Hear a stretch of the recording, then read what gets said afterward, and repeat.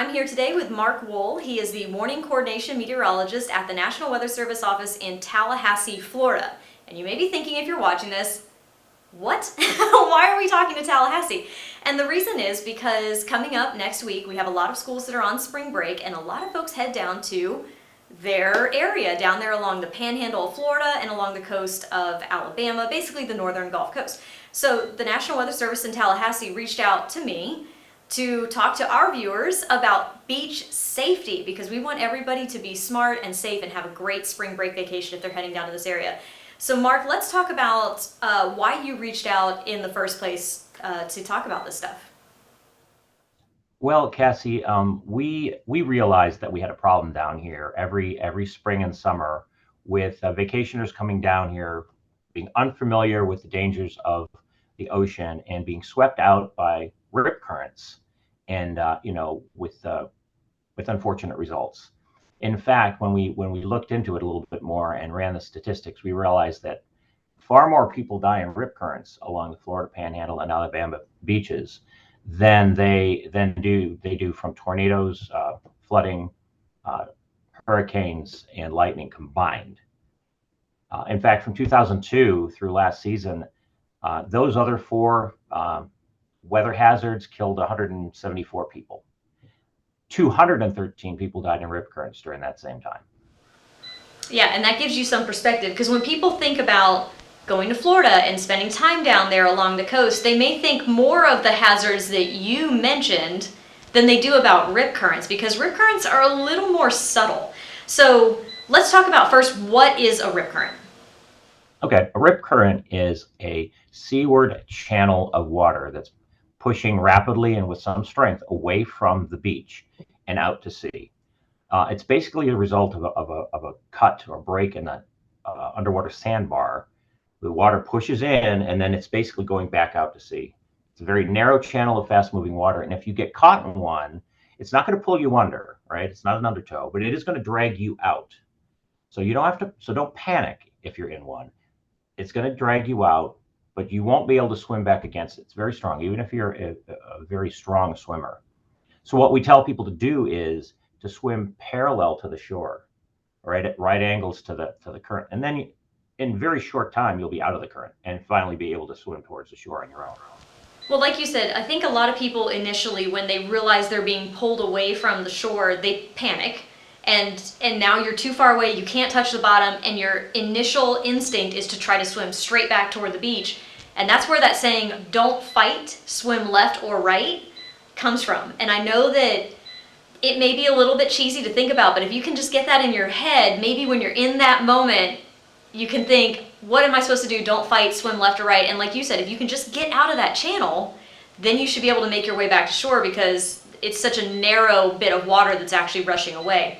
So are these able to be spotted from the beach? Like, is this something where if somebody is sitting on their towel, they can see where a rip current is clearly happening?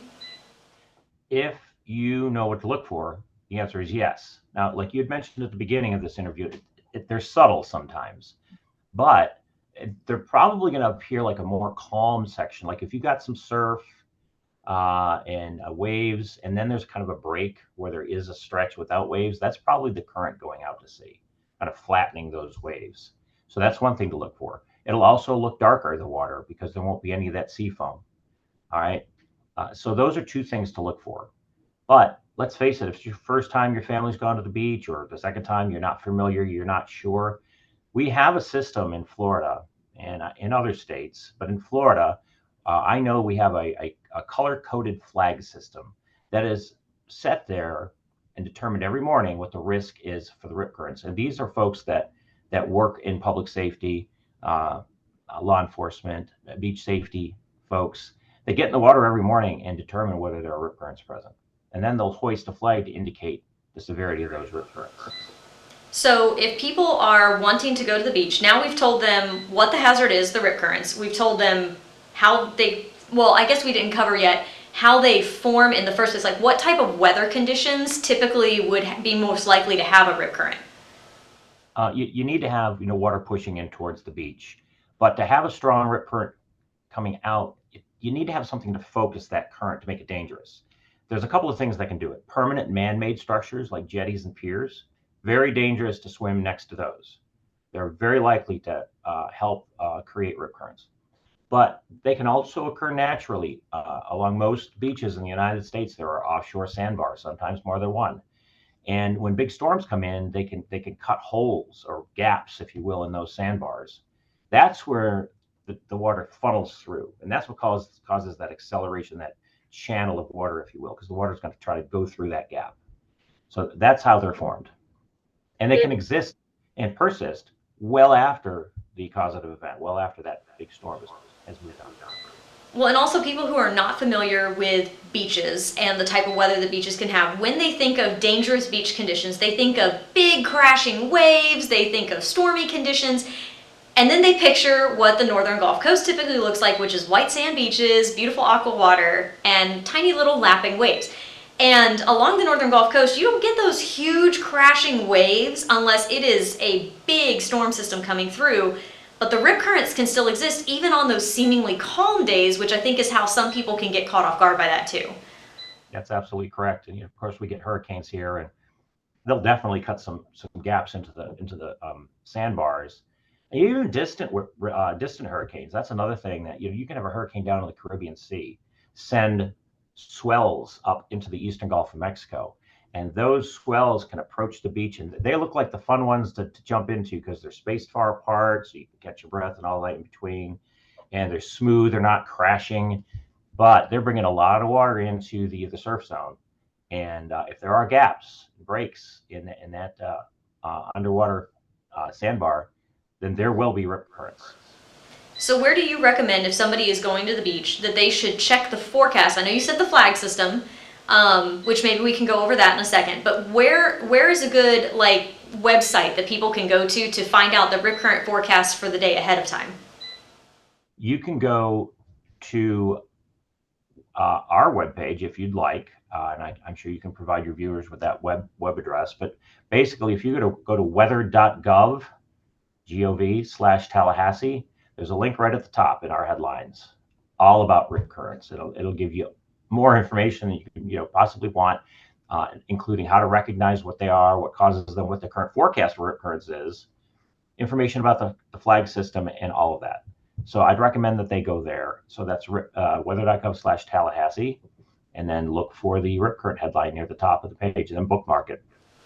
I mean, that's the thing we want people to understand. Florida can be beautiful for the beaches, and it can be a wonderful vacation for folks, but it also can be dangerous if you don't understand the hazards that are also possible in that area. So it's good ahead of time to do that research and kind of know what you're getting into, even while you're going to relax and on vacation. Is there anything else that I forgot to talk about today? Well, I'd like to talk about the flag specifically just quickly Okay. here. They're green, yellow, or red, or double red. There's a purple flag too. That's for pests like jellyfish and what have you. But for the rip currents, green means you're safe. All right. The yellow means there's a moderate risk. There could be some rip currents present. In fact, there probably are some. Red means there's a lot of rip currents, and it's not safe to go swimming in the water. Go to the beach, absolutely. Maybe just not swim. Now, if there's a double red flag, that means the water is closed, and if you're caught swimming in there, you could get fined. So they've recently started doing that to try to save more lives. So, these are the experts that determine the flag color system, and you may want to go into the water, but if it's a red flag day, it's probably best to not swim that particular day. Go back to the hotel pool or something like that. So the main thing is check the conditions ahead of time, heed the flags, and enjoy your vacation and make it home safely. And as far as one more thing, if you see someone who is caught in a rip current, they're being pulled away, they're waving, they're panicking, they're having trouble swimming, should you go in the water to try to rescue them? What should folks do? Because this is something that unfortunately I see multiple casualties come from what didn't have to be multiple casualty events. That's right. So many times you see the person going out trying to save the floundering individual manage to do so and then succumb to the rip current themselves. If you can toss a flotation device to the person, do that. Otherwise, you call 911 or you flag down a lifeguard. So, we recommend to folks, look, if you're going to go to the beach, pick beaches that have lifeguards. I mean, that really could save your life because they're going to be able to jump in there regardless of the rip current and save you. So those are the things you need to do. Do not try to individually jump in and save someone, because then you will become the statistic. We've also seen the human chains, the viral videos online of that, and sometimes those are successful, but sometimes they're not, and that can be even more dangerous to more people. Yeah, they make for great videos, and of course the human spirit to get together and save somebody. And like you said, sometimes they work, but the problem is it's somewhere along that chain, people are going to be in over their head. So you better hope that everybody in the chain is a good swimmer, right? And can tread water without the use of their arms because they're in the chain, right? As soon as that chain breaks, part of the chain is going to be swept out. So you're just inviting more people to become distressed if the chain breaks. So we recommend not doing that. Yep. Well, thank you so much for your time today. I really, really appreciate it, and I hope that all of our spring breakers that are heading down to that area have pleasant weather, safe beach conditions, and that they check the forecast before they head to the coast. Absolutely. My sentiments exactly. Thank you so Enjoy much. your spring break.